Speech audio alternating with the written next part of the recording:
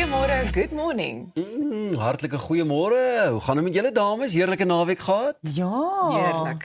Onverbeterlik, ja. Onverbeterlik. Man, ek is bly almal is hier en julle is ook hier en ons het omtrent 'n heerlike, baie lekker opwindende, volgepakte program wat vir julle wag vanmôre. Pieter, het jy nie volgende lied in die hart nie? Nee. Ek moet sê die naweek was lekker bedrywig Okay, gewees. so dit kom nog. Maar die lied kom, jy weet, jy moet onthou ek het nou my liewe liedjie vrygestel, so ek het besig gewees, jong, hierdie sosiale media storieetjies hou aan die gang en ek het lekker opgetree daar in Pretoria. Ja. So dit was vir jou verwaar weer 'n lekker naweek. Pieter het vergeet om te onthou, maar ek het nie. Vandag het ons 'n vol program. Ons gesels met Adrian Stevens, 'n fisioterapeut oor liggaamsbalans en genesing. Arnold gesels met 'n leerder wie onlangs 'n wêreldrekord in diskus verbeter het en hy bring sy afrigter saam. Karin en Gerard van Jaarsveld vertel ons hoe hul dogtertjie Lente herstel na 'n ernstige motorongeluk. Marlies de Villiers Basson deel haar insigte oor burn-out en hoe om dit te hanteer. Wynand van Vollenstee en Tiart Lee kom gesels met ons oor wat agter die skerms aangaan van hulle gewilde teaterstuk Geagte Kampeerders. Jerick Lomas vertel ons meer oor die wêreld van liedjies skryf en ons sluit af met musiek en Dian Roux is hier om sy splinternuwe enkelsnit Lankal te laat te kom deel. Nee, Lekker vol program, né? Dit is lankal nie te laat nie, dit is lankal te vroeg dalk maar. Julle gesê dis 'n lekker vol program, né? Ja, altyd. Verskriklik lekker. Nou ja, kom ons stop of ons stop net hier en ons skop af. Waar is die woorde so op 'n maandagooggend? Nou ja, volgens 'n studie deur die Oudheid Trader in the UK, spandeer Suid-Afrikaanse burgers baie meer tyd agter die stuur op pad werk toe as enige ander land in die wêreld se burgers. En ek sê nog altyd daai is die heilige waarheid.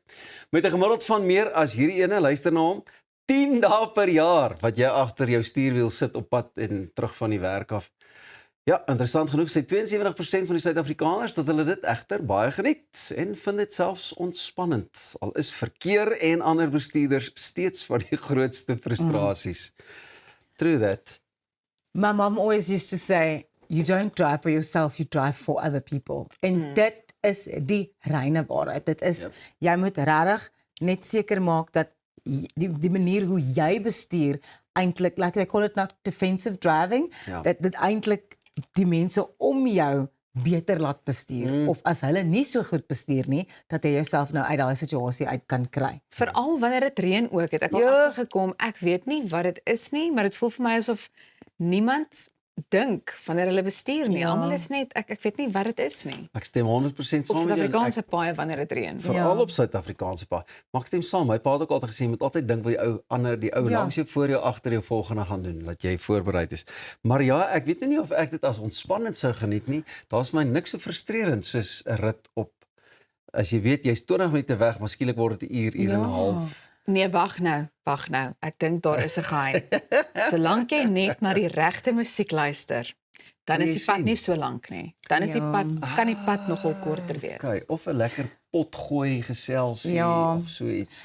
Ek sal sê, ek is nogal, omdat ek baie tyd op die pad spandeer, ek ry soms op 'n gewone dag tussen 2,5 en 4 ure wat ek op die pad spandeer. En dit is baie, dis van een plek na die ander toe, van die Wesrand na hier na Pretoria toe, maar wat ek sal nie sê ek geniet dit nie, maar ek is 'n baie geduldige bestuurder, omdat ek soveel tyd in die verkeer spandeer. So I'm going to let you in the traffic. I'm not going to be upset if you don't say thank you, as jy nie vir nou die flikkertjies wys nie, of wat ook al. Ek dink, as jy dit so hanteer, dan is die verkeer eintlik 'n bietjie beter. I'm not going to say it's relaxing, but I do like to have a bit of quiet and a bit of like kind of thinking time sometimes. Ja, ek moet sê, ek deel nogal jou sentiment met daai nou ook, en my vrou sal baie keer met my beklein sê, jy gaan seker nie vir nog iemand 'n plekkie gee. My vrou is al so gewoond aan die verkeer heen en weer. Presies. Maar ja, kom ons kyk of daai statistieke kan verander. Ek moet sê, ek het nou die dag 'n interessante stuk gelees, en ek dink dit het spesifiek te doen gehad met Gautengse paaie. En daar word gesê dat die meeste van die tyd misverstande is wat lei tot die ergste padwoede in die provinsie spesifiek. Dit sien 'n mens ook baie gereeld, maar dit is dalk 'n gesprek vir 'n ander dag. Dit is, nee, en ek dink wat ons daarbey moet aansluit as ons nou wel daai gesprek gaan voer, is that I think we should speak about the misunderstandings that lead to road rage, but also that road rage is sometimes just the symptom of someone being angry about something else. And Yeah. I think it's quite scary to see how bad those situations can get. But the president might have a solution to our road rage issues. President Cyril Ramaphosa het nuwe momentum aan Suid-Afrika se plan om 'n hoë spoed sogenaamde bullet train wat groot stede kan verbind te bou gegee. Die voorgestelde projek wat sowat 500 km strek kan onder andere Johannesburg, eThekwini en Musina verbind en word beraam dat dit ongeveer 3,34 miljard dollar gaan kos. Nie rand nie, dollar. Ja. Wow. Ek daai bedrag hoor toe dog ek ook. Kyk hier, Sa, dollar. As dit realiseer, kan dit die eerste hoëspoedtrein in Sub-Sahara Afrika word en reistye tussen groot ekonomiese sentrums aansienlik verkort. Die projek is nog in die beplanningsfase met uitvoerbaarheidsstudies en omgewingsassesserings wat tans gedoen word, terwyl sowat 30 maatskappye reeds belangstelling getoon het om betrokke geraak vir 34 miljard dollar. Gaan ek ook maar 'n ou tendertjie insit. In elk geval, indien alles volgens plan verloop, kan bouwerk moontlik teen 2026 begin. Hierdie jaar met die eerste treine wat teen 2030 sal kan begin ry. Sure. Hoe lank het dit nie gevat vir die goudtrein om gebou te word nie? Julle, dit Ja. was 'n dekade. En ek wag nog steeds want daar was in 'n stadium berig oor die feit dat hulle wil uitbrei. Onthou jy? Wat Ek het daarvan onthou. geword? Ek onthou. Want een van die areas wat hulle uitgesonder het was Irene. Ja. Dit sal dit vir my baie makliker maak. So Ja. Nee, julle. Ouens, ek wil net sê hierdie is vir my ver gesog. Ver gesog. Asseblief, brei uit, want ek is nou nog steeds hier by nee, julle. skok. Ons is nog by die 34 Miljard dollar. Ons eerwaarde president, ek weet nie wie wil jy nou impress met daardie gedagte nie, maar wie. Nee wat? Nee, as ek maar net dink aan al die infrastruktuur wat nodig is om ons huidige situasie te verbeter, net wat om te kan oorleef, om op water te kan hê, sanitasie, paaie sonder potholes. Al die paaie. Verstaan julle? Ek moes my windscreen vervang as gevolg van 'n klip wat my kar getref het. Ja. En dit is net vir my regtig soos dis so mooi woord wat jy gebruik het, vergesog Pieter. Because guys, we have so many other problems. I don't know if you guys remember, there was ek weet nie of dit 'n staatsrede was of net 'n gewone begrotingsrede of iets nie.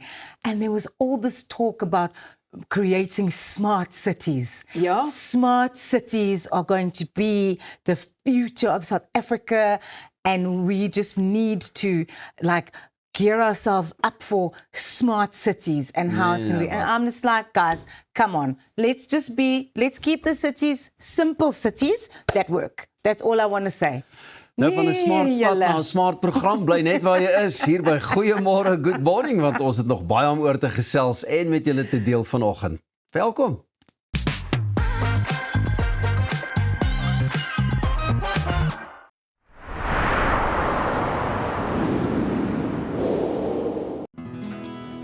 Dink aan jou inkomste as hierdie skapie se wol en hierdie skeermes. As jou huisverband, karskuld en na stygende lewenskoste afkom, bly daar nie veel oor nie. Jy kan nie 'n skaap verder as die vel skeer nie. Moenie dat skuld jou keel afsny nie. Kontak Skuldhulp vandag en ons sal namens jou met jou krediteure onderhandel om jou bates en waardigheid te beskerm. Skuldhulp, Afrikaans, regverdig, professioneel. Avontuur wag daar buite. Nuwe ervarings. Natuurskoon. En vuil voete. Kuier om die kampvuur. Deel visvangstories. En selfs 'n paar spookstories. Tentco, jou volgende avontuur begin by ons. Kom ons snap na Lettabong Lodge, jou eko-vriendelike paradys in die hart van die Waterberg. Geniet luukse safari tente, bou jaar in ons waterpark of ontspan in ons restaurant. Daar is avonture vir die hele gesin. Van wildritte tot staproetes, daar's iets vir almal. Ervaar die rustigheid van die Bosveld, net 2 uur vanaf Pretoria. Boek nou by Lettabong Lodge, waar onvergeetlike oomblikke wag. Om 'n voertuig te finansier kom met baie voorwaardes, maar Refinance 'n Car bied motorfinansiering met voordele.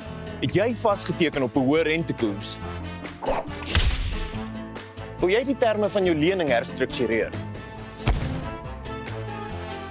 Wil jy geld teen die boekwaarde van jou voertuig leen? Of kort jy finansiering op die koop van 'n privaat voertuig? Refinance 'n Car het 'n oplossing vir jou. Refinance 'n Car, motorfinansiering met voordele. Bye ma, bye pa.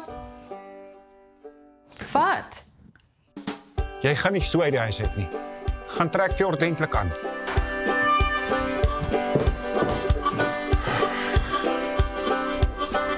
Soek na my vellies, ek wil dans op 'n Saterdag aan. Ek soek na Dit lyk beter. Sorg dat jy voor 10 by die huis is. Valley Boutique, trek iets ordentlik aan. Jou huis is meer as net 4 mure. Dis die plek waar jy wil rustig word en vergeet van die gejaag en die geraas in die wêreld daar buite. Inkanda sê jy laat tuis voel met gemaklike en kwaliteit meubels wat plaaslik vervaardig word. Perfek vir 'n stylvolle Suid-Afrikaanse leefstyl. Kom tuis met Inkanda.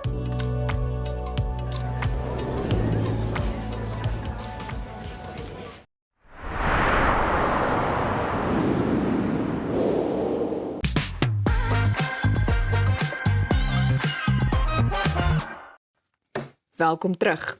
Ons gaan nou voort met ons oggendpraatjies en ek dink hierdie volgende kwessie is nogal baie ernstig en ons hoor so gereeld daarvan en lees so gereeld daarvan. Maar in Gauteng is 66 minibus taksies in die eerste week van Maart tydens streng deursoekingsprosesse by kontrolepunte in Johannesburg, Ekurhuleni en Tshwane van die paaie verwyder. Nou die proses het gefokus op hoë risiko openbare en skoolvervoerroetes.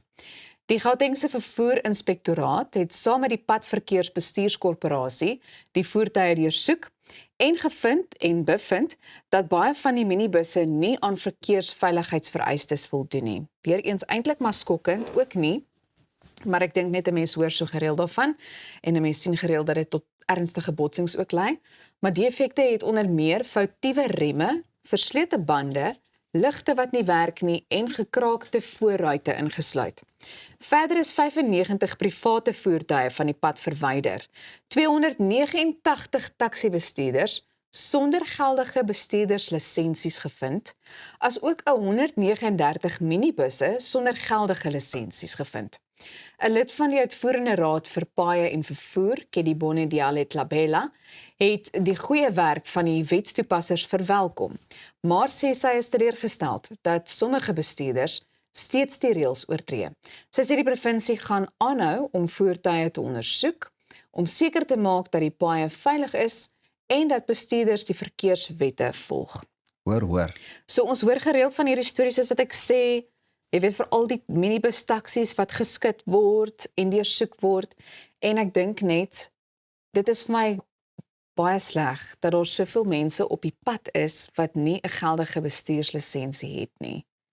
Dit is 'n groot storie en dan ook, hierdie is dalk nie in verbinding met die feit dat die voertuie onpadwaardig is nie, Ja. maar die feit dat soveel van daardie minibus taksies nie versekering het nie, dit is nogal vir my iets wat vir my bekommer, want ek het nou dalk my eie karversekering, maar as daar iets gebeur met daai taxi of die passasiers daar binne, hulle is nie gedek nie. Ja. Daar's niks wat gedoen kan word nie. Of sê nou daai taxi ry nou in jou vas en die skade is meer as waarvoor jy verseker is.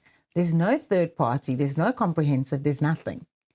Ja, ek dink ook die ander ding is ek het al gereeld met mense gesels wat nie 'n ander keuse het as om met behulp van 'n minibus taxi oor die weg te kom nie.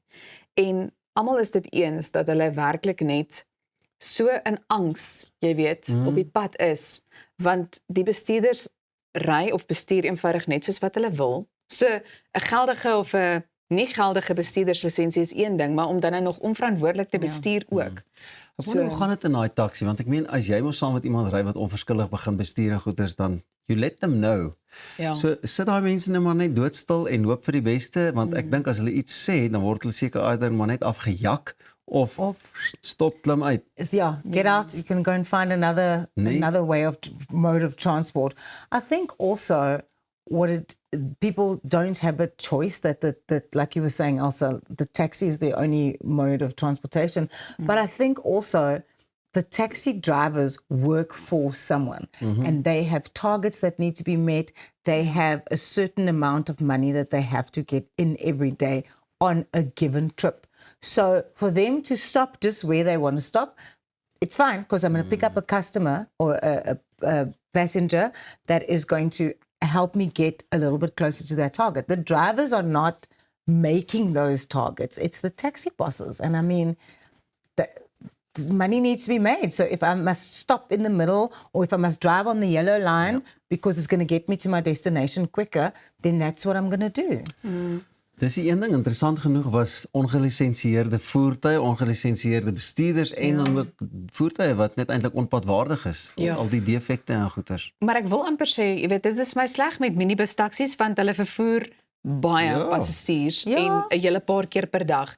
Maar ek kom deesdae agter dat daar geweldig baie ander voertuie ook op die pad is wat nie padwaardig is nie. Jy weet, ligte wat byvoorbeeld nie werk nie en as jy dan nou in die donkerte, ons ry in die donkerte nog hierheen, dan kom jy net skielik af op hierdie ek weet nie 'n bakkie wat hier voor jou teen 'n slakkepas beweeg meeste van die tyd. En daar is nie eens 'n enkele lig wat brand nie. And I don't know if people are just unable to check that their cars are in a roadworthy condition. Of om dit in stand te hou. Or if they are also now, I'm not making excuses, first of all, that people are unable to afford to replace that bulb. They're unable to get the brakes fixed. Ek hoor van die remme, dis ek soos dis, wow. Maar ek dink dit is, daar's soveel, like there's so many kind of South African societal things that are leading to why people need to drive a vehicle that doesn't work. Maar dis waarom ons nou 'n bullet train het. Wat sal dit in Afrikaans wees? 'n koeltrein. 'n sneltrein. Ag, laat ek julle nou hier op 'n maandagoggend weer. High five. Kom laat ons bietjie notas neem. Julle wou anglicisties raak oor die aangeleentheid, nie? Nee, ons wou eintlik ons het net gedink aan 'n neologisme. Ek dink neologisme. Ek dink ons noem hom die Concorde. Daar was mos so vinnige vliegtuig, was dit nie? Ja. Kan ons om die blou bil blitstrein noem? I think it still needs a bit of work. I think the name of the bullet train. Ons sal nog 'n bietjie dink, maar bly jy maar ingeskakel. Jy is welkom om vir ons op sosiale media te laat weet wat jy dink. Ons leer net hierna 'n bietjie meer oor gesondheid en balans. Jy is ingeskakel by Goeiemôre, Good Morning.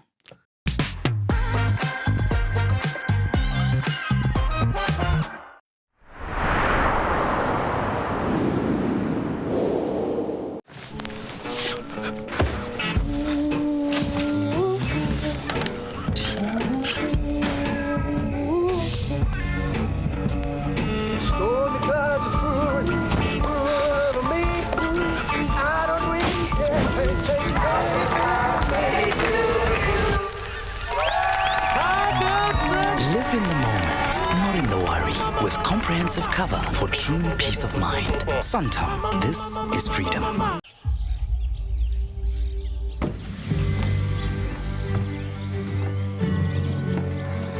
Investing in anything worthwhile takes dedication. It takes patience. It takes discipline. And it takes time. At Everest Wealth, we understand that there are things you would rather spend your time doing. Everest Wealth. While you do life, we take care of business.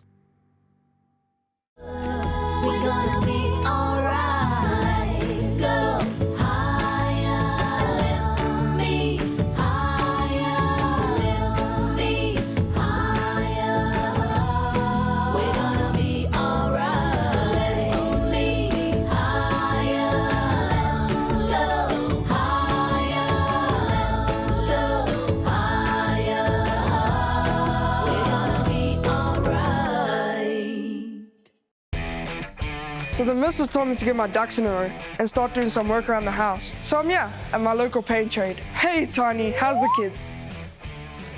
I'm a busy man. Luckily, they have everything I need under one roof. I wasn't born yesterday. I know quality. That's why I choose their ProMac range. It's a quality paint because their paint spreads further. So get yourself over to Paint Trade Boots. They turn painting projects into child's play.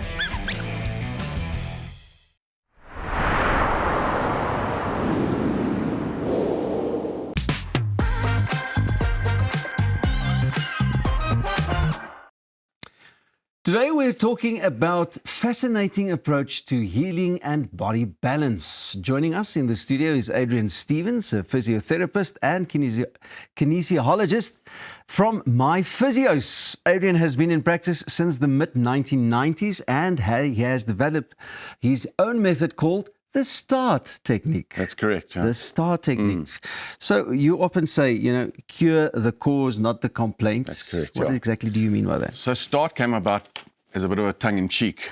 It's time for us to start helping people, right? Yeah. But it stands for stress, trauma, and residual tension release.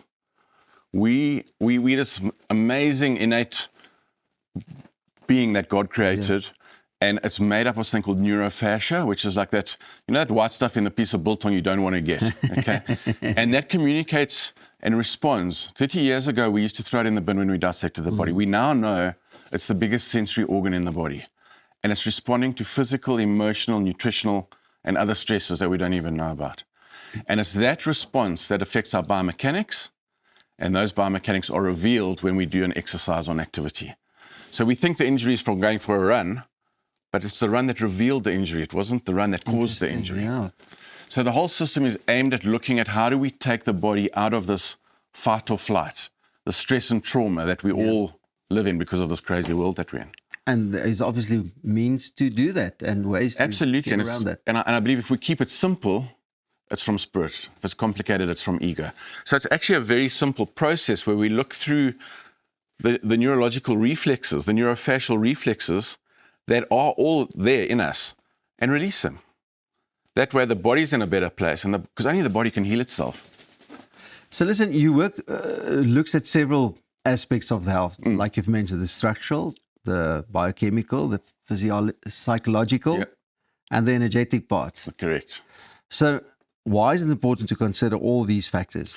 So if you look at holistic healing, a lot of the books will talk about how these complaints start in the ether, in the energy field, and then they become emotional, and then they become nutritional, and then they become physical.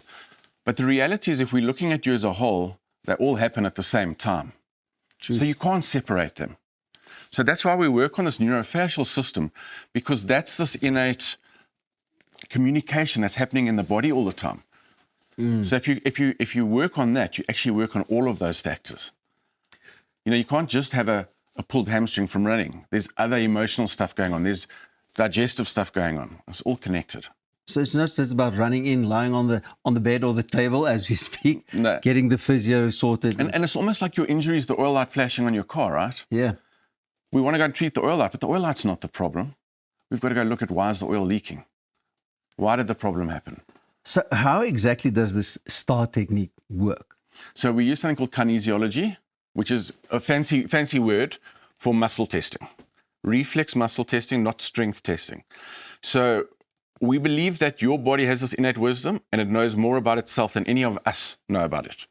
So you can use reflex muscle testing to ask the body what's wrong and how to fix it. So what you do is you go through there's a sequence of reflexes. So we evolved to stay alive. So we're going to protect your brain and your brainstem first. Yeah. So there's some muscle tests that we do to check what's going on in the top of the neck, what's going on in the jaw. And if there's a problem, we correct it. So very gentle manipulation. And then you recheck with the muscle test. So it's almost like the body's showing you here's something wrong, correct it, and then the body shows you that it's better. So it's not that reflex test that I did as a young boy sitting on the doctor's bed and then he had a little hammer on the knee. It's not, but it's similar. It's not, but it's similar. So there are some techniques where they use that hammer on other reflexes to do that. But we don't use a hammer. You're just using a manual muscle test. And then you can feel it. And it's subtle. It's an art. Yeah. Yeah. And it takes years of experience, I presume. Yeah, it does. You can teach it, but you can't experience is experience in anything, right? So one of the interesting parts of your method involves the testing the nervous system and the muscle strength, like you've just mentioned. How does this help to identify what's actually wrong in the body? So those are those specific reflexes that we go through. So, for example, checking the top vertebra in the neck, that's related to an area of the brain called the brainstem that keeps us breathing. Yeah. So when we muscle test that, that would be related to headaches, to anxiety, to maybe a bit of not being able to make decisions. Really? So those are all the, so you check that C1 joint, but what you're looking for is, are there headaches? Is there anxiety? Is there procrastination? And then you would correct it using a manual technique. Can somebody just, make an appointment, come to you and say, listen, I don't really have something. Absolutely. I just want you to do a quick look. Yeah. So a lot of my patients do that. I mean, obviously you come with injuries and pains and whatever, but an example is a friend of mine that used to come and see me every Monday morning after his board meetings. And he used to say to me, I don't know what you do, but somehow you calm the insanity. Wow. So our nervous system is, one of the nervous systems is called the autonomic nervous system, and that's made up of fight or flight or rest and digest. So like, which one do you want to be in? We're mostly in fight or flight. What we're doing is we're putting you into rest and digest. Then the whole body works better. Wow, that's interesting. And if we talk about that fascia, how it's this matrix, the spider web of collagen fibers with water and minerals running through it, means we're like a battery of energy. So depending on the state of that is the energy we're putting out, which is what we attract back into our lives. So it's so much more than an injury. It's about changing your life and how you perceive your life. I'm enjoying this conversation. So tell me, this technique is not necessarily just for athletes. No.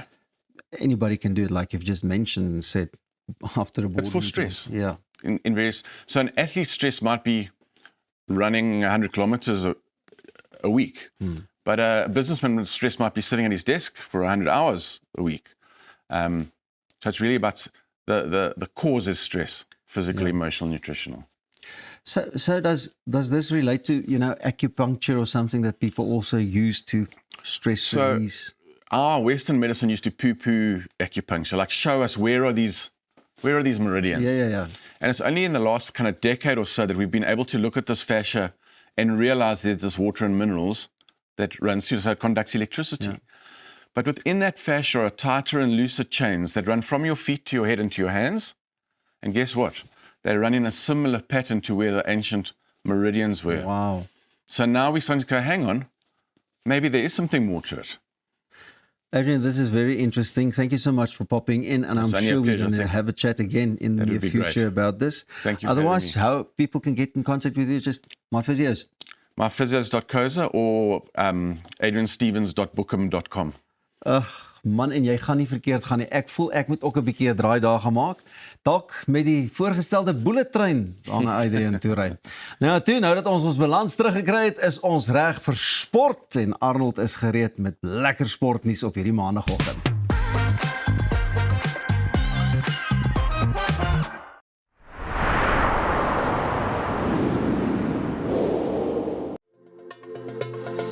Kom ontsnap na Lettabong Lodge, jou eco-vriendelike paradys in die hart van die Waterberg. Geniet luukse safari tente, bou jaar in ons waterpark of ontspan in ons restaurant. Daar is avonture vir die hele gesin. Van wildritte tot staproetes, daar's iets vir almal. Ervaar die rustigheid van die Bosveld, net 2 uur vanaf Pretoria. Boek nou by Lettabong Lodge, waar onvergeetlike oomblikke wag.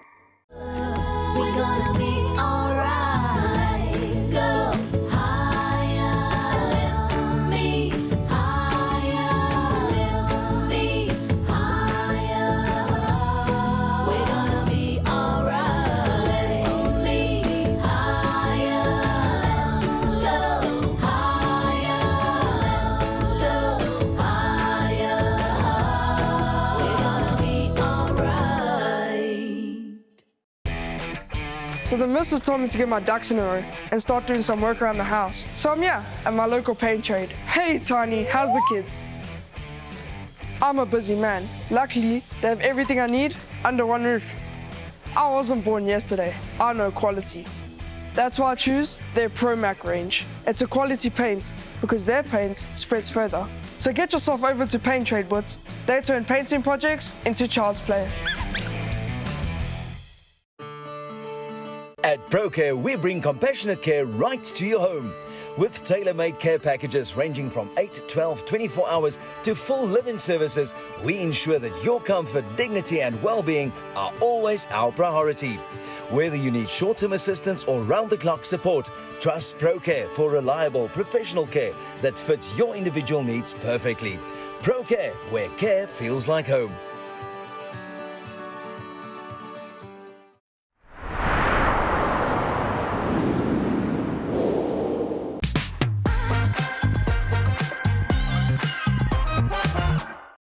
Hierdie is Goeiemôre, Good Morning. Dis wat ons jou toewens. Ek is Arnold Geert, Sporttyd. Joshua Gerber, net 16 jaar oud, het onlangs die wêreldrekord in die onder 20 diskus by die Liga byeenkoms in Potchefstroom verbeter met 'n ongelooflike 60.78 meter, amper 'n volle meter verder as die vorige rekord wat hy sedert 2019 gehou is eerder. Saam met hom kuier sy afrigter Constant van Rooyen vanoggend hier by ons op Goeiemôre, Good Morning. Manne, welkom. Lekker om julle hier saam met ons te hê. Ek voel altyd as ek so groot ou in die atleet of ek hom die eerste vraag moet vra. Maar ek gaan met Joshua begin as jy nie omgee nie. Joshua, een van die interessante dinge wat my altyd tref van rekords is, iemand wat 'n rekord opstel, doen iets vir die eerste keer ooit. Is dit al iets wat jy aan gedink het in daardie terme? Nou nee, ek moet sê, ek het al 'n klomp keer aan gedink en dan dink ek, jessie, eerste keer ooit van alle tye in geskiedenis. Dis nogal wild. En hoe dit gevoel toe jy dit uiteindelik gedoen het? Dit het half as 'n verrassing gekom, ek moet sê, want ons het net na die liga toe gegaan. Net half om op te kyk na die tegniek en so aan en toe. Op my laaste gooi ek nou amper al per ongeluk die rekord. Per ongeluk sê jy? Ja. Maar afrigter sal sê niks is per ongeluk nie, né, Constant? Nee, ek dink wat ons altyd aan werk is daai bou op die vorige kompetisie, probeer die tegniek verbeter. Die einddoel is altyd om jouself te beter as die vorige dag. Ons jaag nie altyd rekords nie, ons jaag nie altyd wêreldrekords en sulke dinge nie, maar ons werk om altyd beter wees as die vorige keer. En met Joshua is dit 'n lekker voorbeeld, hy elke kompetisie verbeter die vorige keer. Dit is baie beter ritme, baie beter fokus en dit is eintlik wat ons wil werk. Dis daai beter wees as die vorige keer. Die ongelooflike ding van diskus in besonder, maar amper al die velditems, dis verskriklik tegnies. Alles moet op die regte plek, op die regte tyd gebeur en dit is 'n fraksie van 'n sekonde om dit alles reg te kry. 100%. Ons het as jy mens kyk na die professionele atlete, Olimpiese atlete, dis onder 2 sekondes. Soms van die topmense is tussen 1.4 sekondes wat jy van die begin tot die einde. So 'n mens moet ritme bou. 'n Mens moet weet en dit gaan nie net altyd oor tegniek nie, dit is ook biomeganiek. Jy moet verstaan. Dis hoekom 'n tegniek nooit pas net per 'n atleet nie. Jy moet hom bou om dit. En ek dink as jy daai konsep verstaan en hard werk daaromtrent en ritmies bou, dan is dit op die regte pad. Hoe lank gooi jy nou al en hoekom? Ek dink dis een van die belangrike vrae. Ek het in graad 7 begin gooi. So dis dan nou die 3de jaar eintlik wat ek nou dit ernstig opneem. Maar ek het dit net gedoen as 'n somersport in die laerskool en toe het ek begin afrigting kry in die middel van my graad 7 jaar. En van toe af toe begin dit lekker raak en kry ekstra afstande by en so aan. En dis toe ek nou die liefde vir die sport gevind het. Die feit van die saak is egter dat in die ouer dae, kom ons sê 20 jaar terug, was dit die groter ouens en ek bedoel ouens met behoorlike gewig wat diskus gegooi het, maar dit het oor die afgelope 10-15 jaar verander, lank en lenig, want jy moet vinnig wees in die sirkel. Hoe voel dit vir jou? Ek voel in die ouer dae toe die tegniek nog nie so bevorderd was nie, toe was dit net suiwer krag sport. Maar nou dat die tegniek bietjie verfyn word. Nou die tegniek verfyn is. Ja. Word al hoe meer en meer die langer atlete, die lenige atlete, wat die diskus half of hulle arm half as 'n sweep aksie kan gebruik met die nuwe tegniek. Ja. So ek dink dis kom die skuif toe gemaak is na meer lenige lank atlete. Een van my gunsteling afrigters wat ek vir jare lank saam met kommentaar gedoen het, was oom John Short, wat altyd gepraat het van die leidheid hier agter. Dis nou presies waarvan hy praat. Kan mens dit vir iemand leer of is dit iets wat natuurlik kom? Jy kan dit leer. Jy kan dit leer. Sekere mense het 'n vinniger vind dit makliker. Ek moet dit sê, maar dit gaan ook oor is daai toewyding daar, is daar inkoop in die proses en ek dink as jy daai verstaan, ek dink en biomeganika, en nie alle atlete is op dieselfde tyd op dieselfde ouderdom op 'n fase waar hulle daai tegniek kan toepas nie. En as jy daai kan oorkant dra en te sê, luister, verstaan dit, hier is 'n proses. En met Joshua het dit elke jaar verfyn ons en verfyn ons en verfyn ons. En ek dink op 'n stadium nou kom ons op 'n fase waar jy een woord sê en ons verstaan waar ons is. So dit maak dit baie makliker op die einde van die dag. Ek sê altyd, dis jy kan die beste afrigter in die hele wêreld hê, maar as jou atleet nie ore het nie, dan is dit moeilikheid nie waar nie. 100%. Ek dink maar gelukkig hierso en dit is waar ek baie dankbaar is oor die milieu wat geskep word in Hoërskool Menlo Park. Sy ondersteuningsnet sy maandpaas. Daar's 'n gemeenskap wat ondersteun en ek dink dit help ook half om Joshua te kanaliseer in die regte rigting in. Baie intellektueel en die dinge hy snap goedjies baie vinnig, maar dit is ook baie nederig. Hy verstaan waartoe ons werk, is 'n langtermyndoel. Natuurlik ons wil Olimpiese spele toe gaan, ons wil wêreldspele toe gaan. Hierdie jaar is die World Juniors want ons wil gaan. So ek dink met hom is dit baie makliker om te verstaan. Hy weet waar ons gaan en dit maak dit baie makliker. So, dis hoë prys as jy jou afrigter so oor jou hoor praat. Hoe voel dit? Dis tog 'n lekker gevoel. Hoë standaarde. Kom ons praat oor die wêreld junior kampioenskappe wat vir jou voorlê. Wat is die plan so intoe vir jou? Ek hou daarvan om goed een ding op 'n tyd te vat. So ek dink nie tersy nou aan die wêreldspele in Augustus nie, maar my fokus is nou suiwer net AGN kampioenskappe, klubkampioenskappe en dan SA's. En dan van daar af kan ons kyk, okay, nou kan ons dalk 'n paar ligas weer en sê nou maar Potchefstroom gaan nou verfyn en so aan en dan werk ons so na die wêreldspele toe. Voordat jy kompeteer, hoe hanteer jy die vlinders, die spanning, die senuwees van dit alles? Ek is 'n mens wat daarvan hou om rustig te wees as ek deelneem.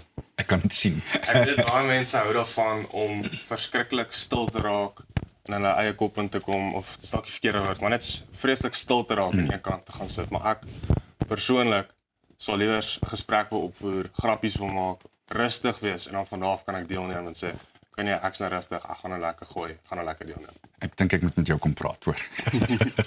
Konstant om so 'n atleet te hê en saam mee te werk is natuurlik dis 'n droom vir 'n afrigter, want nie net is dit fisies daar nie, maar dis geestelik daar. 100%. Maar weer eens, dit kom terug na sy hoe hy groot gemaak is, sy pa en sy ma se regtig 'n goeie ondersteuningsnetwerk, hou hom regtig baie gefokus.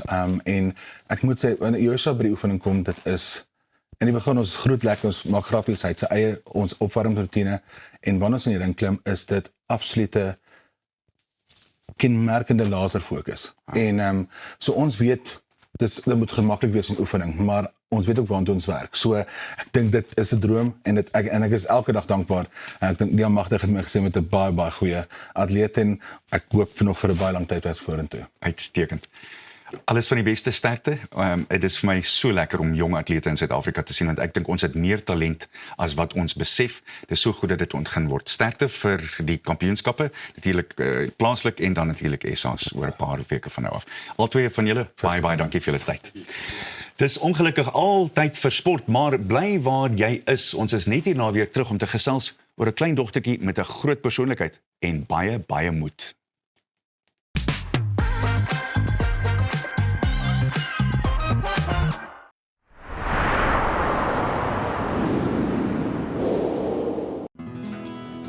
Dink aan jou inkomste as hierdie skapie se wol en hierdie skeermes. As jou huisverband, karskuld en as stygende lewenskoste afkom, bly daar nie veel oor nie. Jy kan nie 'n skaap verder as die vel skeer nie. Moenie dat skuld jou keel afsny nie. Kontak Skuldhulp vandag en ons sal namens jou met jou krediteure onderhandel om jou bates en waardigheid te beskerm. Skuldhulp, Afrikaans, regverdig, professioneel. Avontuur wag daar buite. Nuwe ervarings. Natuurskoon. En vuil voete. Kuier om die kampvuur. Deel visvangstories. En selfs 'n paar spookstories. Tentco, jou volgende avontuur begin by ons. Kom ons snap na Lettabong Lodge, jou eko-vriendelike paradys in die hart van die Waterberg. Geniet luukse safari tente, bou jaar in ons waterpark of ontspan in ons restaurant. Daar is avonture vir die hele gesin. Van wildritte tot staproetes, daar's iets vir almal. Ervaar die rustigheid van die Bosveld net 2 uur vanaf Pretoria. Boek nou by Lettabong Lodge waar onvergeetlike oomblikke wag. Om 'n voertuig te finansier kom met baie voorwaardes, maar Refinance 'n Car bied motorfinansiering met voordele. Het jy vasgeteken op 'n hoë rentekoers? Wil jy die terme van jou lening herstruktureer? Wil jy geld teen die boekwaarde van jou voertuig leen? Of kort jy finansiering op die koop van 'n privaat voertuig? Refinance 'n Car het 'n oplossing vir jou. Refinance 'n Car, motorfinansiering met voordele. Bye ma, bye pa. Wat? Jy gaan nie so uit die huis uit nie. Gaan trek vir jou ordentlik aan.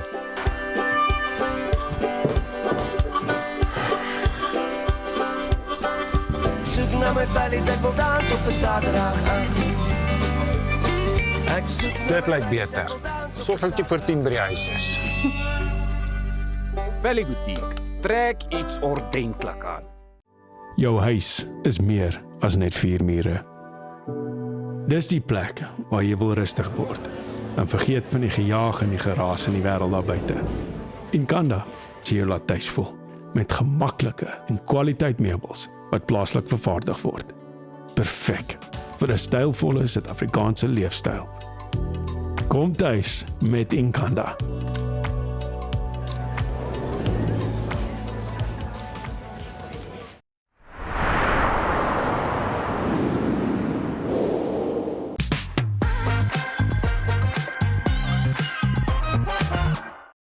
Jy is ingeskakel by Goeiemôre, Good Morning. In Desember verlede jaar is 'n 2-jarige dogtertjie Lente in 'n motorongeluk ernstig beseer. Wat gevolg het was dae van groot onsekerheid, intense gebed en 'n land wat saamgestaan het om vir haar te bid. Vandag hoor ons by Karen en Gerard van Jaarsveld, ouers van klein Lente, wat daardie dag gebeur het en hoe Lente se herstelpad lyk. Karen, Gerard, welkom by Goeiemôre, Good Morning. Dankie. Vir die mense wat nie weet nie, wat het gebeur met die ongeluk? So uit my point of view, ek het geslaap, Lente het ook geslaap in haar karstoeltjie, maar sy het haar armpies uit die boonste gedeeltes van die karstoeltjie se seatbelts uitgehaal. En gewoonlik sal ek haar armpies terugsit, maar daai dag het ek nie, ek het ook aan die slaap geraak. So ek het op 'n stadium ook net gehoor, net so voor die hele bang gebeur het ek gehoor hy sê, "Wat doen hierdie ou?" En toe net in. So blykbaar, ek meen by witnesses hoor ons nou dat sy wiel het gebars. En hy was net so skuins voor ons en hy is letterlik sy wiel het gebars en hy is kop aan kop in ons vas. So totally out of our control. Ja. Wat gebeur toe na dit, Gerard? Ja, na dit het ons dadelik omgekyk om te kyk of sy darm okay is. Ons het gesien sy is toe nou nie wakker nie en ons het bitter vinnig probeer reageer om uit te klim, agteroop te maak en haar uit te kry. So ja, en toe het ons langs die veld of in die veld basies gesit en gesukkel om haar by te kry. So ja, te danke aan die Here toe het hulle darm 'n vroutjie gestuur of hy 'n vrou gestuur oor ons pad wat toe dadelik net gestop het en vra Dorie kan hulle ons asseblief help en toe het hulle ons deurgejaag hospitaal toe. En waarheen was julle op pad? Voldam, ons wou 'n bietjie gaan impulsiewe naweek weg hê. Dis eintlik al. Nee, lekker net 'n bietjie familie gaan kuier, mens kort daai bietjie van die lig in die lewe en bietjie familie vibes saam. So toe wat gebeur toe nadat die mediese personeel en almal nou op die toneel is en hulle vat hulle nou weg? So ek moet eerlik vir jou sê die mediese personeel was nie op die toneel nie. Ongelukkig. Die vroutjie wat gestop het hom in Lente gejaag. So ek was besig met haar op die gras, ek het haar ge-CPR en toe die vroutjie stop, toe pop ek vir Lente net in sy arms en sê hy wou net aan die lewe. Hulle is hospitaal toe. Ek het omtrent vir 45 minute eintlik daar gesit en wag vir iets om te gebeur. Ek het 'n rib gebreek, ek het my arm gebreek, ek het nog gesit in pyn, ek het nie geweet of my dogtertjie leef nie. Hy het obviously nie sy foon geantwoord nie, maar ons gaals by die hospitaal. Ja, en toe stop daar nog goeie Samaritane en hulle probeer my toe help. En eers omtrent 45 minutes later is daar mediese personeel op die toneel gewees, maar toe is my skoonpa ook klaar op die toneel en hy het my dadelik hospitaal toe gejaag om by hulle aan te sluit. Jy kom toe by die hospitaal aan, Gerard, en wat gebeur toe? Hulle het ja, dit klink nou lelik om te sê, maar Nee, ek hier dink is die nie- platform om eerlik te wees. Ons wil jou opinie en jou perspektief hoor. Ek dink die mense wat aan diens was is nie gewoond aan sulke gevalle nie. Toe trauma, ja. Ja, die trauma gevalle nie. Dit was by Suikerbosrand, so dit is 'n baie oulike hospitaal. Wat bietjie upsetting was is hulle wou ons glad nie gehelp het voordat ons nie 'n file oopmaak of enigiets van die aard nie. So wat ek verstaan, wat ek neem aan daar is maar kansvatters, maar ek meen ons het bewys gelewer dat ons mediese fondse het en ek het net gevoel om dadelik te begin want veral met 'n kopbesering om dadelik hulle onder sedasie te plaas dat die breintjie nie kan werk en verder beserings opdoen nie. Maar ja, hulle het ek dink nie hulle was opgewasse vir dit nie. Dis nie noodwendig dat hulle nie goed is nie. Ek dink net ek dink dis bitter selde wat daar so 'n geval inkom van 'n 2-jarige dogtertjie wat regtig ernstig beseer is. Hulle het ons ook nie een keer ingelig wat gebeur na die scans toe eventually nie. Ons het 'n ongelooflike paramedic gehad wat ingekom het en alles gereël het. En ja, ek dink toe hulle ons airlift van daar af, toe was dit die eerste keer wat ons gehoor het hoor ons dogtertjie is nou eintlik kritiek. So ek meen dis 3 ure na die ongeluk gebeur het, 4 ure na die ongeluk gebeur het. So waar airlift hulle jou toe na? Nou, Wilgewel in Rodepoort. Ja. Beste hospitaal Die wat ek aan paramedic wat op die toneel gekom het was dadelik soos hierdie dogtertjie het regtig soos nou treatment nodig, sy gaan dit nie maak nie. En toe begin hy bel en hy soek toe 'n span met 'n trauma chirurg, 'n general chirurg, 'n breinchirurg, pediatriese spesialis. Hy soek toe 'n plek met die hele span mense. En omtrent ek dink dit was sy 5de of 6de oproep kom hy by Wilgewel uit. En hy het toe so met Lente in die helikopter gevlieg. En ek het so my sussie, almal ons hele familie het so in strome daar aangekom by die hospitaal. So ek ry toe so my sussie ook Wilgewel toe en wag vir hulle. Jy met jou gebroke arm en jy met gebreekte twinkie. Jy het nie die twinkie, maar julle is albei in pyn, maar as daar pyn is vir ouers, dit maak nie saak nie. Nee. Jou kind is jou eerste prioriteit. En ek weet jy, ek kan jou frustrasie eintlik ek kan regtig daarmee vir homself, want ek was al by 'n hospitaal, dan het ek dink my kind het sy skouer gedislocate of wat ook al. En my kind is in pyn, maar jy vra my nou vir my mediese kaartjie, dan gaan jy nou in die komputer in om te sien, is daar fondse, is daar, en ek dink dit is 'n groot frustrasie vir baie mense wat ernstiger gevalle het, en ek dink nou aan my klein gepalletjie, waar ek so gefrustreerd was, so ek is so bly jy was eerlik daaroor. So wat gaan nou deur jou kop as ouer, wanneer jou dogtertjies nou geëlif, dit is nou Wilgewel toe, hierdie is nou 'n regtig ernstige geval. So, ek dink in daai oomblik is jy so oorskadu met net adrenalien. Jy dink net aan hoe gaan ons nou deur hierdie kom, hoe gaan ons haar support. As ek nou aan al die details dink, is regtig eintlik baie vaag. Ek weet nie, dit is moeilik om presies alles te onthou. Maar in daai oomblik, die een ding wat ek kan onthou is dat ons het uit die hospitaal uitgestap en ons het vir mekaar gesê, ons moet hierdie volgende gebed bid. En wat ons toe gebid het is, Jesus, as ons kind nie 'n normale, goeie, quality life kan lewe nie, sal ons meer gerus wees as sy by Jesus se voete bly. En ek meen, hier sit ons vandag, daar's definitief vir haar 'n doel. En ek dink dit is letterlik al wat ons in daai verskriklike trauma oomblikke gedoen het, is ons het net gebid, ons het vir mekaar gesê, ongeag wat, ons bly by mekaar. Dit was nogal, ek kan my nie indink om ooit weer so te voel nie, om met jou eerlik te wees. Dit is nie iets wat mens eintlik in woorde kan omsit nie. So, en jy stel dit nou so mooi. So die dokter sê, daar is 'n 50% kans van oorlewing. En sy oortref dit natuurlik, maar in daai oomblik waar hulle vir jou sê, jou kind gaan dit dalk nie maak nie. Waar's jou kop dan as pappa? Jo, ek dink dit is 'n moeilike realiteit om te aanvaar, maar ek beloof, ek dink die mense dink ek is mal, want ek het net, soos ek badkamer toe loop, het ek net gesê, soos, dit is nie onmoontlik vir die Here om haar te red nie, dit is nie, ek kan dit nie aanvaar nie, ek kan dit nie glo nie, en ek het net regtig heeltyd 'n bonatuurlike gemoedsrus gehad. Alhoewel mens gestres is en dit is te veel om te verwerk op daai oomblik. Was dit regtig 'n bo-natuurlike gevoel wat ek gekry het om te voel dit gaan okay wees. Ek het vir Corin ook gesê, luister, dis so van die jaarsval, dis 'n 80-20, moenie worry daaroor nie. She's gonna make it. Ek weet dit vir 'n feit. So nee, ek dink ook jou brein mens wil dit nie aanvaar nie. Ja, jy kan nie aan die ander opsie dink nie. Dit is wat gaan gebeur en ons dink nou positief en ons bid en die hele land het saam met julle gebid. Ja. 100%. Almal ken Lente se naam. Ja, nee, dis 'n feit. Hoe was daardie gevoel vir julle dat almal net so begin bystand gee het en liefde en gebede en net positiewe energie gegee het vir julle klein dogtertjie?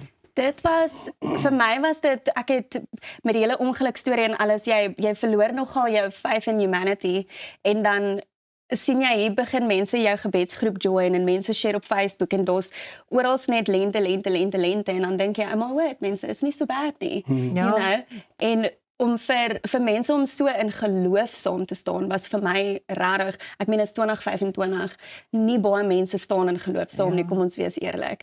Die wêreld is mal, en hier, ons dogtertjie van 2,5, kry dit reg om daar duisende mense van reg oor die land, van reg oor die wêreld even, by mekaar te bring. Ek meen, is dit nie ons doel in die lewe, om disippels van Jesus te maak nie, and she did it at 2,5.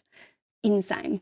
So wat was toe die diagnosis en hoe het sy nou toe hierdie wonderwerk van 'n dogtertjie geword? Wat het hulle vir julle gesê en hoe lyk die pad nou toe daarna na herstel?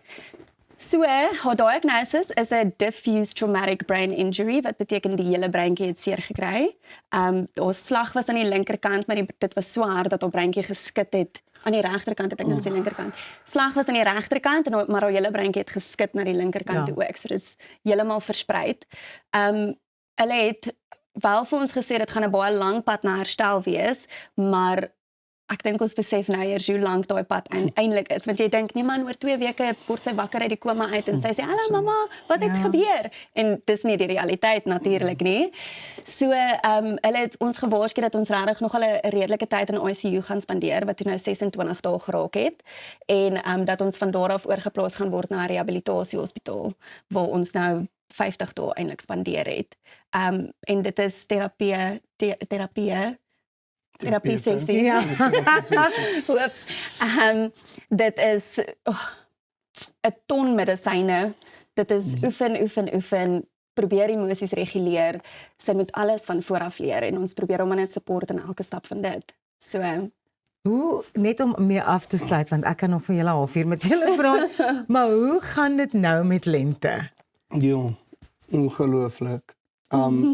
Ek dink vir ons wat konstant met dit te doen het elke dag, sien ons die goedjies raak wat gebeur, maar ons sien dit nie so, dis nie vir ons so opmerkend, of wat ook om ons te doen nie, maar mense wat by ons kom, soos kom ons sê my boetie, of ons ouers even, hulle kom byvoorbeeld 1 keer 'n week, of 1 keer in 2 weke, en hulle het fisies die vorige keer wat hulle al gesien het, gechunks soos barbecues, en hulle sê, hulle kan nie glo net 2 weke.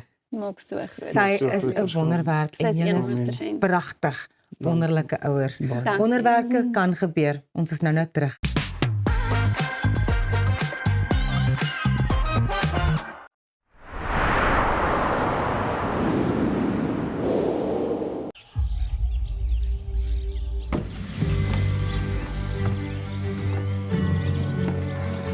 Investing in anything worthwhile takes dedication.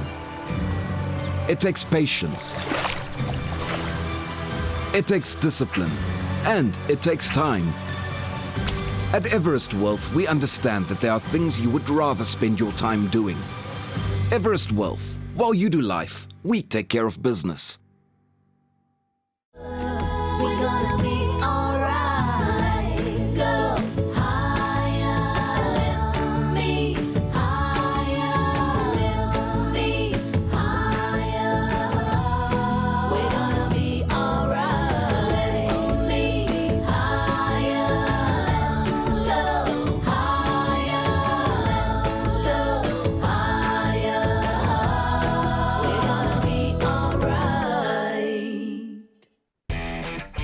So the missus told me to get my ducks in a row and start doing some work around the house. So I'm here at my local paint trade. Hey Tiny, how's the kids?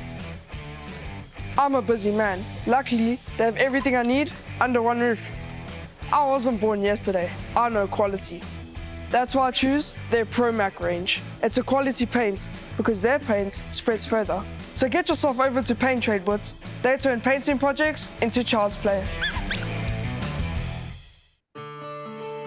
At ProCare, we bring compassionate care right to your home. With tailor-made care packages ranging from 8, 12, 24 hours to full live-in services, we ensure that your comfort, dignity and well-being are always our priority. Whether you need short-term assistance or round-the-clock support, trust ProCare for reliable, professional care that fits your individual needs perfectly. ProCare, where care feels like home.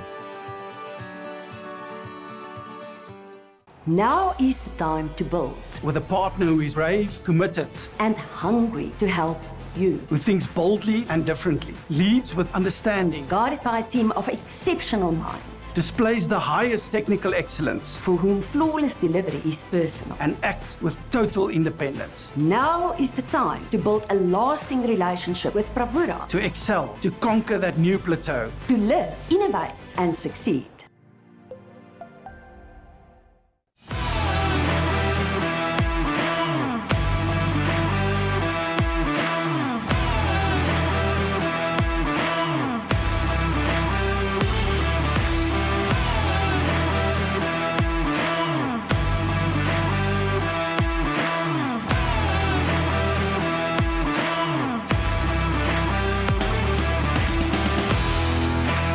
AC/DC Express.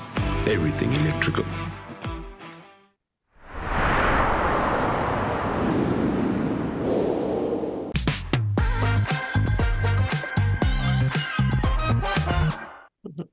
Ons gesels nou oor 'n onderwerp wat deesdae net meer kop uitsteek, naamlik uitbranding, oftewel burn-out. Ek verwelkom graag die welstand en leierskap afrigter en stigter van Roar Coaching and Consulting, Marilies de Villiers-Passon. Nou Marilies het self 'n moeilike tyd van uitbranding tydens haar korporatiewe loopbaan ervaar en vandag help sy ander mense om die tekens raak te sien en praktiese maniere te vind om dit beter te hanteer. So goeiemôre, good morning Marilies, welkom hier by ons. Goeiemôre, is heerlik om by jou te wees. Goed, kom ons begin by die begin. Ek wil graag vir jou vra, wat presies, hoe sou jy burn-out of uitbranding opsom of definieer vir ons? Dit is regtig 'n baie diep gevoel dat niks in die lewe meer saak maak nie. Jy weet, jy staan basies in die oggende op en daar is net geen, weet, daai vuurtjie in jou is net heeltemal geblus. Dit is net 'n gevoel van absolute leegheid en dat jy geen doel in die lewe meer het nie. Ja. Goed, nou baie mense voel vandag oorweldig deur werk en ook die tempo van die lewe. So hoekom dink jy sien ons soveel meer uitbranding in vergelyking met 'n paar jaar gelede? Die pas van leef het net so ongelooflik versnel en dit is vir my so kommerwekkend om te sien hoe ons net op daai treadmill klim en ons hardloop net vinniger en vinniger en vinniger en daar's al hierdie faktore in die samelewing en ons weet nou met AI en advancements in technology, dis amper asof 'n mens net nie kan bybly nie. Jy voel of jy heeltyd opvang. en dit is maar 'n regte gevoel van, jy weet, jy voel net jy kan nie voorkom nie. Nou wat sê jy is die eerste tekens? Wel, dit is regtig maar en ek is so geïnspireerd deur al die gaste vanoggend en veral Adrian Stevens, hy het dit so mooi opgesom in terme van jou liggaam en luister vir die tekens in jou liggaam.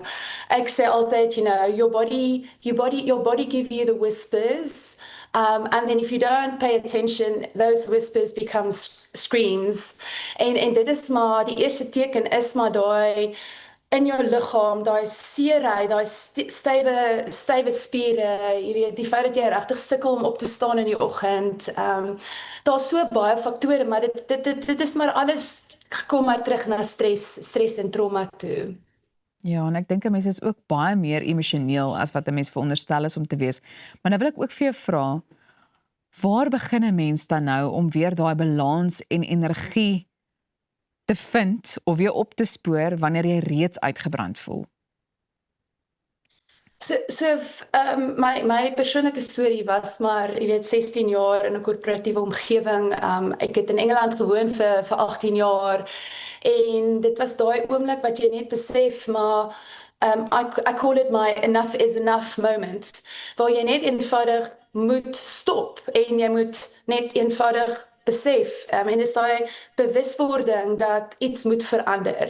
Die pyn is nou te erg, iets moet nou verander. En ek het byvoorbeeld self weggestap uit 'n baie suksesvolle, en ek sê altyd suksesvolle loopbaan, omdat dit net eenvoudig daai gevoel wat ek beskryf van leegheid en no purpose het net eenvoudig te veel geraak. En in my situasie het ek saam met 'n boelie gewerk, en hy was eintlik die persoon wat vir my daai hupstoot gegee het. Ek het nooit gedink ek sal dit hardop sê nie, maar die persoon wat vir my basies voor my hele span in 'n boardroom gedemote het. En dit was dan die catalyst vir die burn-out moment en daai enough is enough moment. En ek kon wegstap en ek kon my lewe herbou. En ek dink dit is maar dit is daai courageous action, die om braaf te wees, om weg te stap of om te sê enough is enough. Ek moet nou ietsie anders doen. Ja. Goed, nou baie mense voel skuldig om af te skaal of dan nou grense te stel. En ek dink hier is 'n baie belangrike vraag. Hoe leer 'n mens om nee te sê sonder om skuldig te voel?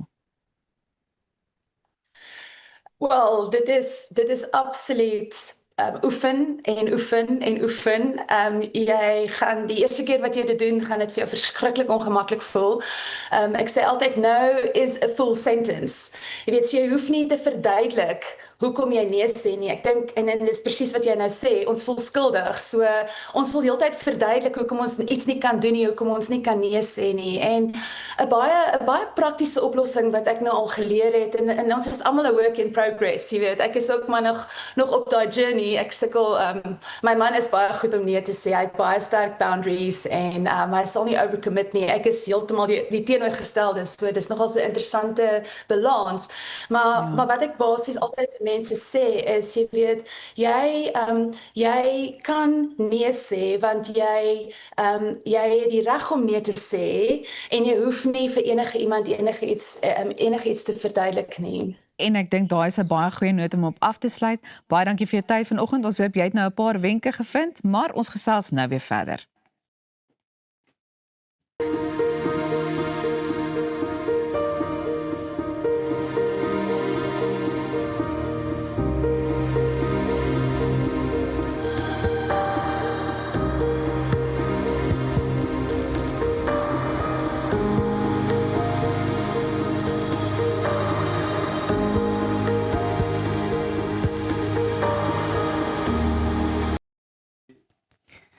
Vandag gesels ons met Wynand van Vollensteeg en Tiart Lee oor hul gewilde teaterproduksie Geagte Kampeerders.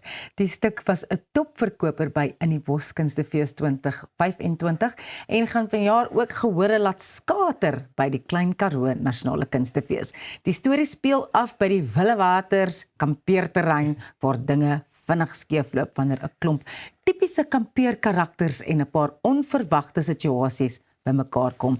Wynand, Tiart, welkom by Goeiemôre, good morning. Goeiemôre, dankie. Waaroor gaan Geagte Kampeerders? Kyk jy lag sommer reeds. Ja. Ek dink dit gaan oor liefde en vrede in moeilike situasies en 'n kopstampery. Ek dink dis 'n hele mengelmoes van goedjies wat bymekaar kom, soos elke dag se lewe maar is vir ons elkeen. Ek dink 'n mens kyk net met 'n komiese oog daarna, maar dit is 'n menslike stuk. Julle is op pad KAK&K toe. Wat maak julle die mees opgewonde oor daardie fees en hierdie stuk bymekaar? Die mense in Oudtshoorn is verskriklike lekker mense. En ek dink om hierdie verhoogstuk soontoe te kan vat, om ook vir mense hierdie gelukkie te kan bring, sodat mense 'n bietjie kan terugsit en kan lag en net kan vergeet van die wêreld daar buite. En dit is alles karakters wat mense sal kan vereenselwig nie. Ek dink as jy al ooit in 'n kampterrein was, jy sal dadelik die mense. En natuurlik die fees is 30 jaar oud en ook ons kampterrein in ons storie is 30 jaar oud. Ongelooflik. So oom Frik is 30 jaar daar en bietjie korter. En die is nou maar eers 10 jaar. Voel soos 30. Ja, so oom Frik kry die beste plekkie op die kampeerterrein, né? En niemand gaan met hom strei nie. Hy's al 30 jaar daar. Ja, kyk, oom Frik is eintlik die eienaar van Willewaters Plesierboot en Henry is sy ou helpertjie, maar tussen die twee van hulle en die generasie gap wat daar is, stuur dit af op 'n absolute ramp wat tog gered word aan die einde. Ja. Henry is verskriklik lief vir oom Frik, maar hy moet permanent die kastanjings uit die vuur uitkrap en hy het nou al hoeveel keer oorweeg om dalk te gaan, maar die verhouding wat die twee het is net hulle kan nie eintlik sonder mekaar lewe nie. En dit is ook 'n groot sentraal in die storie is nie die onafhanklikheid of die afhanklikheid wat 'n mens van iemand het nie, maar dat teenoorgestelde is net actually so mooi saamwerk.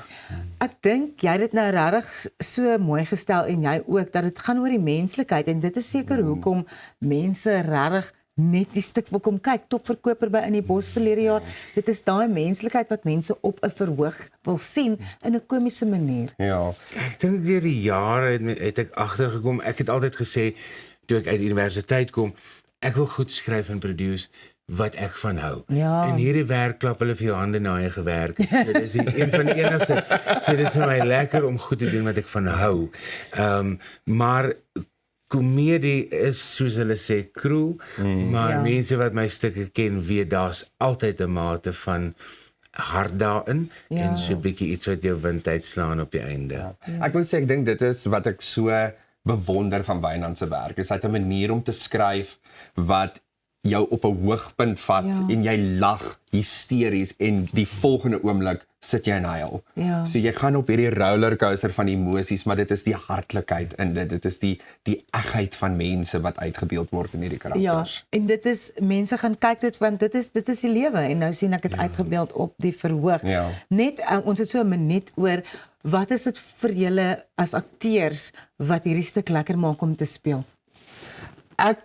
Henry is natuurlik my hoofkarakter wat ek speel, maar daar's 'n ander karakter wat ek speel, Tilly. Of as sy's ook ons ken haar ook as mevrou Nagel, maar ek beskryf haar altyd as die Karen van die kampeerterrein. Reg so. En sy so 'n pop. Sy regtig kan ek met die manager praat haar styl. Maar sy is vir my die interessantste karakter om te speel en ek het elke keer soveel pret met haar en veral as ek teenoor Wynand speel. Ek dink wat dit ook lekker maak is ons vertrou mekaar verskriklik op die verhoog. So ons kan altyd ietsie, jy weet, skelm of iets stout daarin gooi om te kyk wat die ander karakter gaan doen. Ek dink vir my is dit enige stuk omdat ek self skryf en self produce, is dit goed wat ek van hou. En teater vir my is awesome. So enige teater lewendige ding is awesome en dis lekker om net dit te kan doen. Absoluut. Dis mooi. Wynand Tiaart, baie dankie dat julle vanoggend by ons kom kuier het. Geagte kampeerders is op pad na die KAK&K toe. As jy wil sê jy het dit gemis, mis dit maar jy wil dit nie mis nie, gaan kry jou kaartjies, bly ingeskakel, ons is nou weer terug. Theater is awesome, so mooi.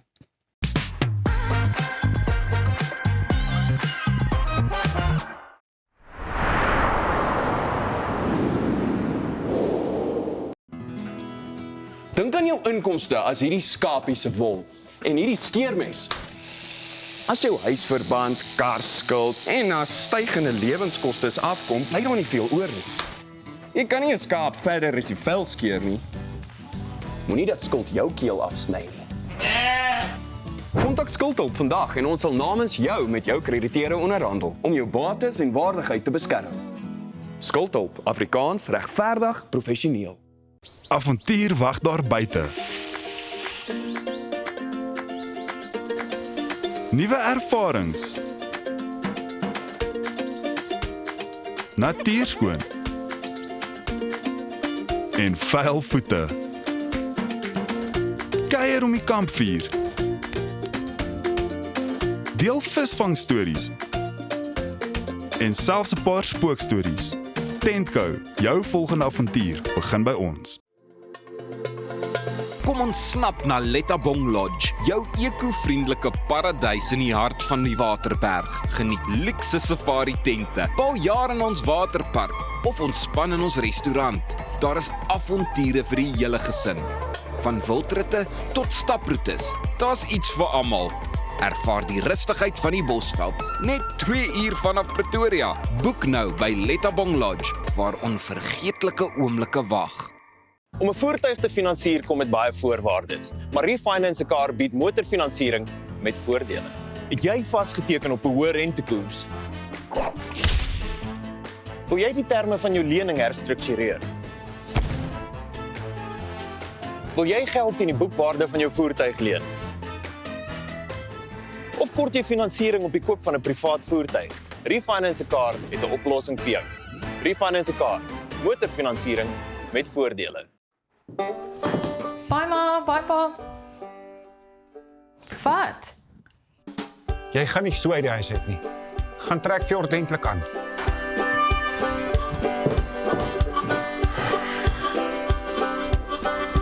Soek na my vellies, ek wil dans op 'n Saterdag aan. Ek soek Dit lyk beter. Sorg dat jy voor 10 by die huis is. Valley Boutique, trek iets ordentlik aan. Jou huis is meer as net 4 mure. Dis die plek waar jy wil rustig word en vergeet van die gejaag en die geraas in die wêreld daar buite. Inkanda sê jy laat tuis voel met gemaklike en kwaliteit meubels wat plaaslik vervaardig word. Perfek vir 'n stylvolle Suid-Afrikaanse leefstyl. Kom tuis met Inkanda.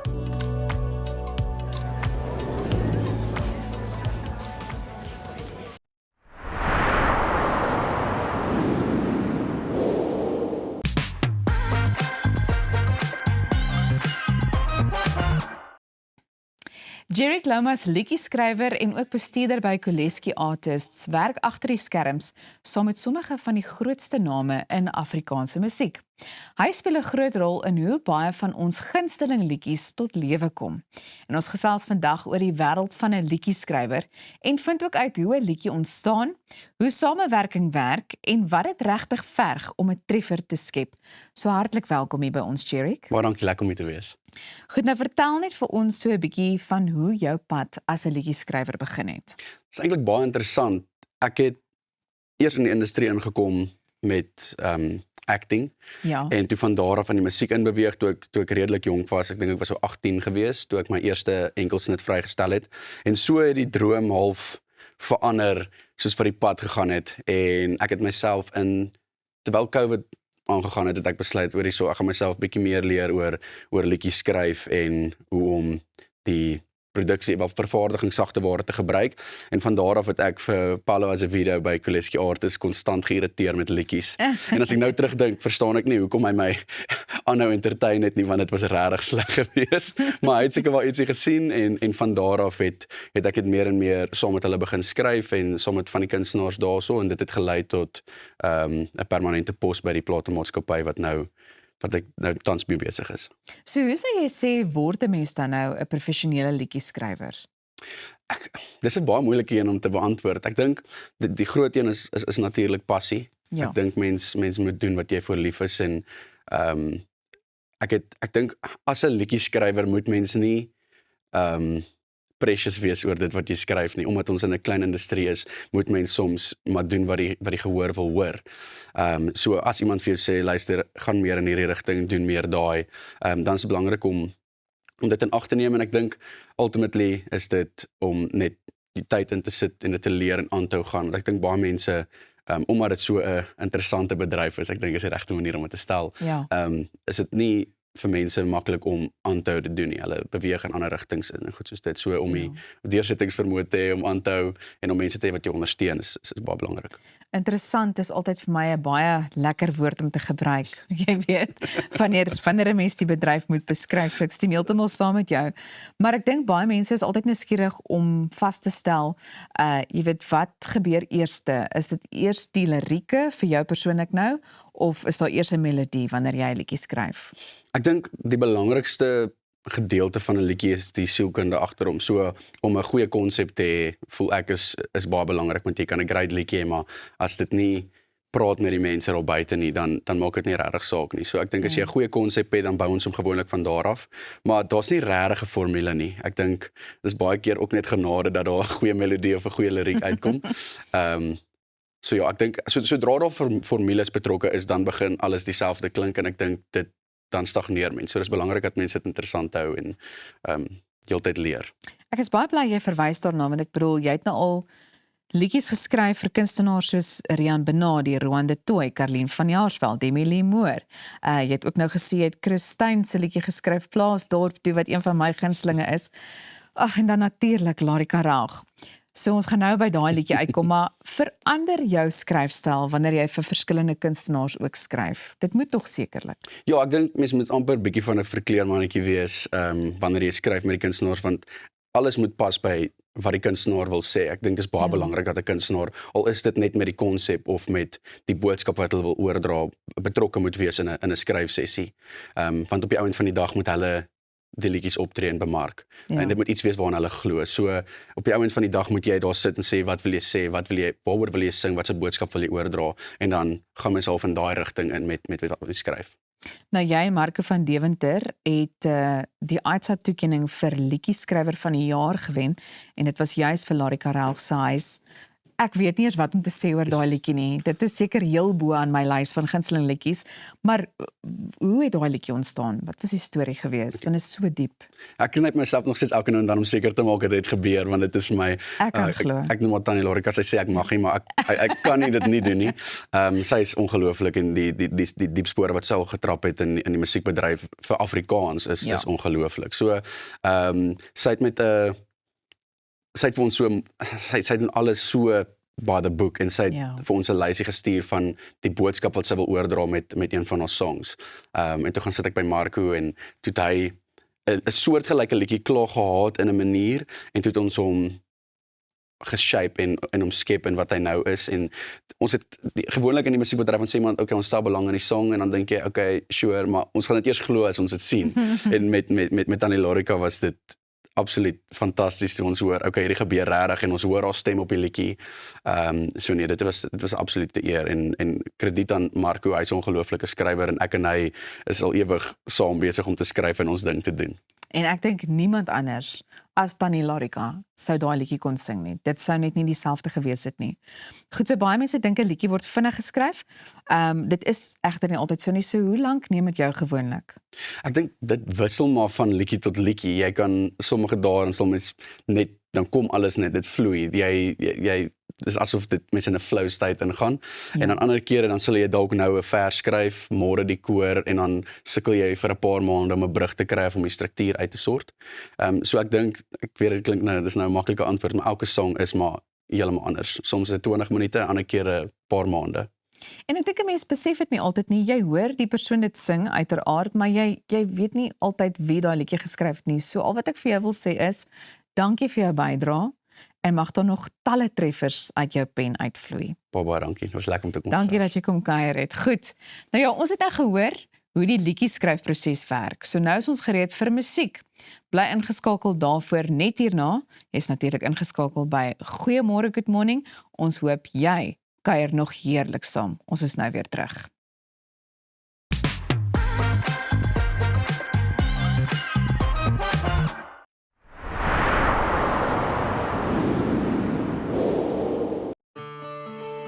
At ProCare, we bring compassionate care right to your home. With tailor-made care packages ranging from 8, 12, 24 hours to full live-in services, we ensure that your comfort, dignity and well-being are always our priority. Whether you need short-term assistance or round-the-clock support, trust ProCare for reliable professional care that fits your individual needs perfectly. ProCare, where care feels like home. Op pad deur Suid-Afrika, Sleepover Motels is reg waar jy ons nodig het. Van Johannesburg tot Limpopo en selfs langs die Mpumalanga internasionale lughawe. Ons bied bekostigbare gerieflike kamers met gratis Wi-Fi, veilige parkering en alles wat jy nodig het vir 'n sorgvrye oornagstop. Slaap rustig en reis slim. Sleepover, jou tuiste langs die pad.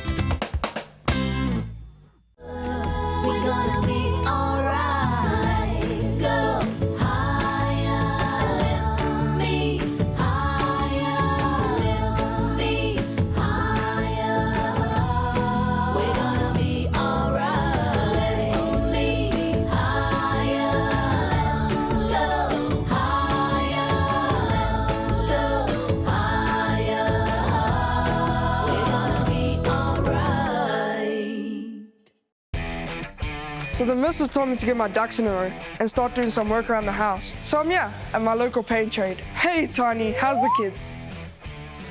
I'm a busy man. Luckily, they have everything I need under one roof. I wasn't born yesterday. I know quality. That's why I choose their ProMac range. It's a quality paint because their paint spreads further. So get yourself over to Paint Trade Boots. They turn painting projects into child's play.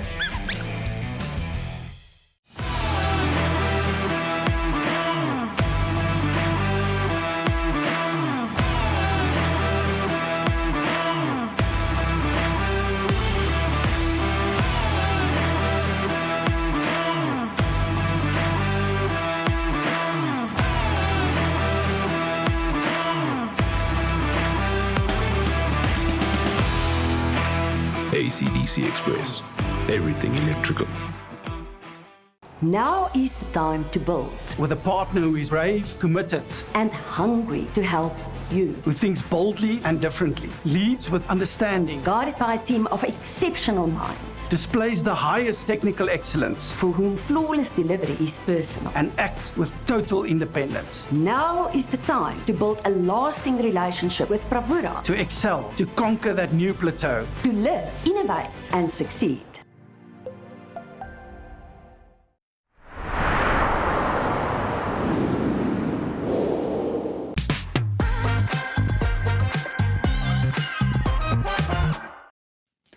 Dit is uiteindelik hier en ons het nou al heeltemal te lank laas van hom gehoor, maar hy is hier. Sy naam is Dian Roux met sy nuutste enkelsnit, Lankal te laat. Kom ons hoor.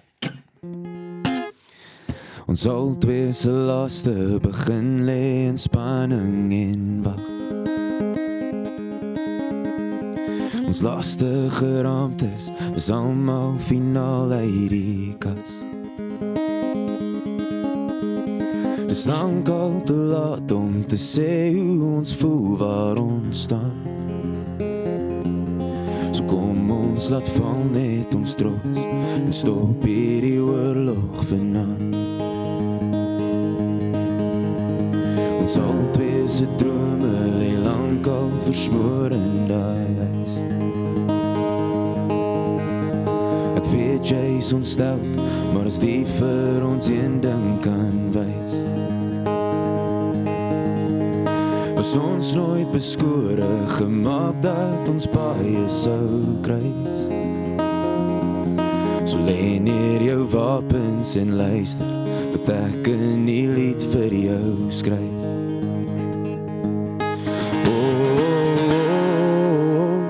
Ek wens ek kon veg vir jou.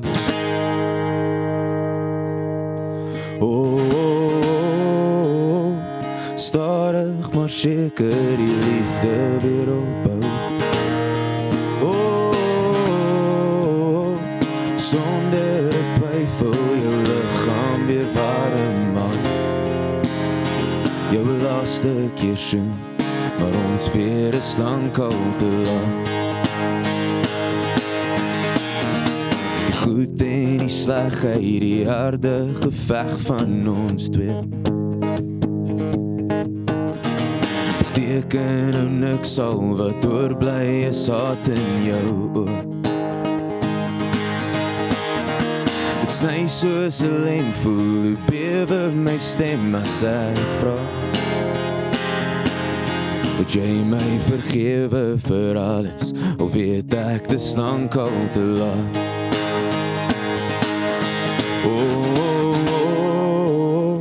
Ek wens ek kon veg vir jou.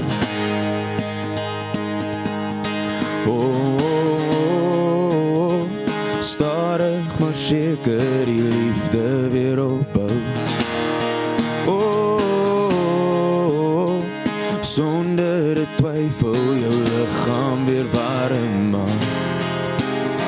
Jou laaste keer sien, maar ons weer is lank al te laat. Daai eens in 'n leeftyd gevoel wat jy nooit verstaan. Dis sleg om te sê, maar dis beter om aan te gaan. Ek kan net om sonder jou lyf aan die slaap te raak. Ek's reg om my hart uit te spoel, al weet ek dis lank al te laat.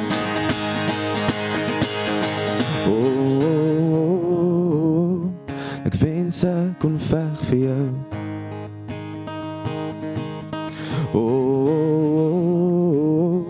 Stadig maar seker die liefde weer opbou.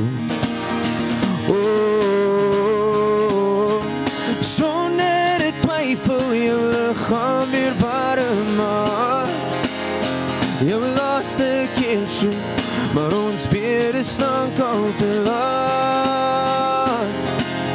Nog een keer ek's lief vir jou sê, maar ons weer is lank al te laat. Hey Dion, well done man. Dankie Pieter. En ek moet net vir jou sê, kyk, ek en jy het nou saam Vrydag wat verby is, het ons vrygestel. Ek my liedjie, jy jou liedjie en nog soveel ander, maar baie geluk. Baie geluk ook met jou, maar jy sal maar moet stadig hoor, want hierdie is briljant. Baie dankie.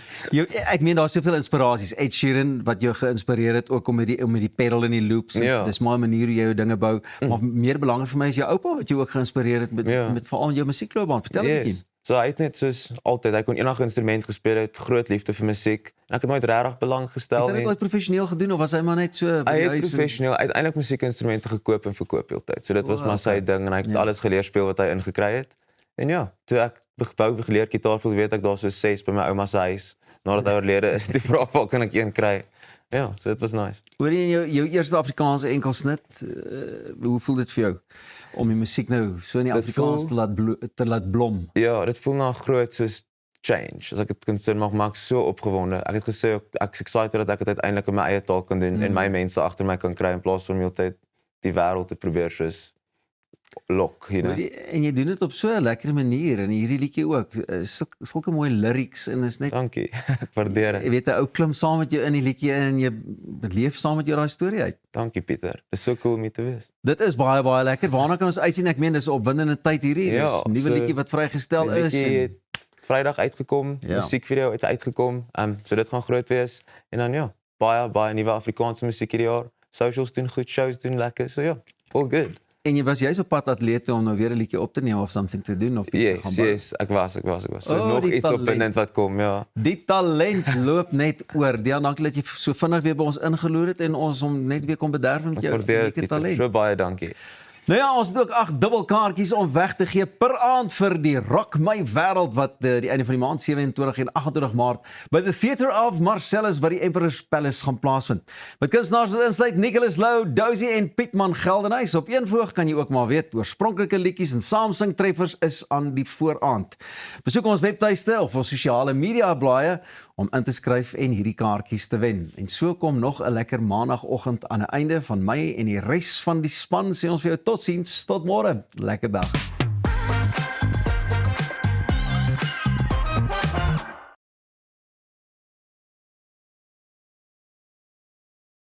Reg om die toekoms in te ruim. Kom ons rol in 'n wêreld van pret, avontuur, vryheid en innovasie, saam met jou getroue vennoot iGlide. Ontdek die opwinding van elektriese mobiliteit. Of jy nou die strate wil verken of speeltyd opkikker, ons het die perfekte produk vir elke avontuur. Ons bied 'n wye reeks vir jonk en oud met top naverkope diens. Hoekom wag om die rit van jou lewe te ervaar? Gee aan jou avontuur en drome vlerke. Besoek ons by www.iglide.co.za. We're gonna be